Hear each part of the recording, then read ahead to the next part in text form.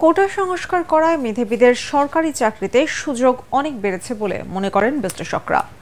অন্যদিকে মুক্তিযোদ্ধার সন্তানদের বেশিরভাগের সরকারি চাকরির বয়সসীমা পার হওয়ায় মেধা কোটায় নিয়োগ বাড়বে।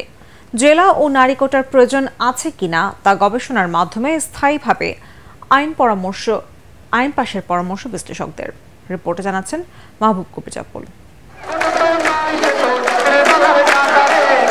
কোটা ইস্যুতে গত 6 বছরে 2 দফা রক্তক্ষয়ী আন্দোলনের পর আপিল বিভাগ থেকে এলো চূড়ান্ত রায় ও নির্দেশনা, যেখানে সরকারি আধা সরকারি চাকরিতে 93% নিয়োগ পাবেন মেধার ভিত্তিতে। মুক্তিযোদ্ধাদের নাতি নাতনিদের কোটা সুবিধা বাতিল করায় সেখানেও মেধাবীদের সুযোগ বাড়বে বলে মনে করছেন বিশ্লেষকরা। 7% যে কোটা আছে তার মাঝেও মুক্তিযোদ্ধা এবং তার সন্তানদের জন্য যে কোটা, সেটাও খুব বেশি প্রার্থী পাওয়া যায় না। যেটুকু অপূর্ণ থাকবে সেটা আবার মেধার ভিত্তিতে এটা পূরণ করা হবে। তো দেখা যাবে যে সেই 93% কিন্তু 95, 96, 97% চলে যেতে পারে। যারা এই কোটা সংস্কার আন্দোলন করেছেন তারা কিন্তু সংস্কারের কথা বলেছেন। তারা কিন্তু ওই বলেননি যে পার্সেন্টেজ এত হতে হবে এবং সেটা তাদের পক্ষে বলা সম্ভব না, সমীচীন না। আপিল বিভাগের নির্দেশনা মোতাবেক কোটা বাড়াতে বা কমাতে পারবে নির্বাহী বিভাগ। সেক্ষেত্রে সরকারি চাকরির বিভিন্ন ধাপে কাদের সংখ্যা বেশি কাদের কম তা গবেষণার মাধ্যমে বের করে কোটা সিস্টেম চূড়ান্ত করার পরামর্শ বিশ্লেষকদের। ভবিষ্যতে এমন পরিস্থিতি বন্ধে স্থায়ীভাবে আইন পাশেরও পরামর্শ তাদের।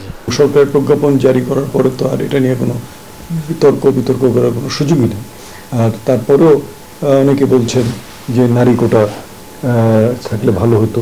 অনেক রকম মতামত থাকবে, গণতান্ত্রিক দেশের মতামত থাকতেই পারে। যে সিদ্ধান্তটা নিচ্ছেন, কেন নিচ্ছেন তার সমর্থনে আপনার কিন্তু পরিসংখ্যান, তথ্য উপাত্ত, গবেষণা সেগুলোর ভিত্তিতে আপনি বলবেন যে আমি এই সিদ্ধান্তটা নিলাম। এখন যদি আপনি জেলা কোটাটা বাদ দিয়ে দিলেন, এখন 64টা জেলার ভিতরে যদি দেখা যায় 10টা জেলা অনেক পিছিয়ে, আপনি তো তাদের উপরে অন্যায় করে ফেললেন। আবার যদি দেখা যায় যে আপনার নারী কোটাটা আসলে অনেক জায়গায় দরকার আছে, স্থায়ীভাবে সমাধানের কথাই বলছি। সেই শিক্ষাগুলো যদি আপনি না নেন তাহলে 2-3 বছর পর এরকম একটা ঘটনা ঘটলে আমরা সেটা সামলাতে পারবো। কোটা আন্দোলনে উত্তাল বাংলাদেশ অনেকটা শান্তির পথে, তবে ভবিষ্যতে যেন এমন অনাকাঙ্ক্ষিত পরিস্থিতির কারণে দেশ অগ্নিগর্ভে পরিণত না হয় সেই তাগিদ জনগণের। প্রত্যাশা সবকিছু দ্রুত স্বাভাবিক হোক, প্রাণ ফিরে আসুক জনমনে। মাহবুব কবির চপল, ATN বাংলা, ধানমন্ডি, ঢাকা।